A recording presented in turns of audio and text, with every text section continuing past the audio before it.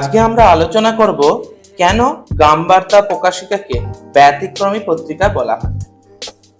ব্যতিক্রম কথাটির আক্ষরিক অর্থ হলো অন্যদের থেকে আলাদা, অর্থাৎ সাধারণ নিয়মের বাইরে বা যা প্রচলিত নিয়মের সঙ্গে মেলে না। এখানে গ্রামবার্তা প্রকাশিকা এমন কিছু কার্যকলাপ করেছিল বা করত যা সাধারণত অন্যান্য পত্রপত্রিকার কার্যকলাপের সঙ্গে মেলে না, যার জন্য গ্রামবার্তা প্রকাশিকাকে ব্যতিক্রমী পত্রিকা বলে উল্লেখ করা হয়েছে।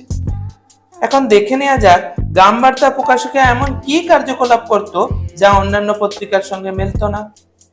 প্রথমত, গ্রামবার্তা প্রকাশিকা গ্রাম্য সমাজ জীবনের নানা চিত্র তুলে ধরে। এর আগে বিভিন্ন পত্রপত্রিকায় শহরের কথা থাকলেও গ্রামীণ সমাজের কথা সেভাবে পাওয়া যেত না। সেদিক থেকে এই পত্রিকাটি ছিল ব্যতিক্রম। দ্বিতীয়ত, যেখানে অন্যান্য পত্রপত্রিকা ব্রিটিশ সরকারের চাপে পড়ে বা ভয়ে ব্রিটিশ সরকার কর্তৃক সাধারণ মানুষের উপর অত্যাচার ও নির্যাতনের কাহিনী তাদের পত্রিকায় প্রকাশ করত না, সেখানে গ্রামবার্তা প্রকাশিকা শুধুমাত্র ব্রিটিশ সরকারের শাসন শোষণের কথা তুলে ধরত তাই নয়, তারা অত্যন্ত নির্ভীক এবং পক্ষপাতহীনভাবে পূর্ণাঙ্গ ঘটনার বর্ণনা দিত।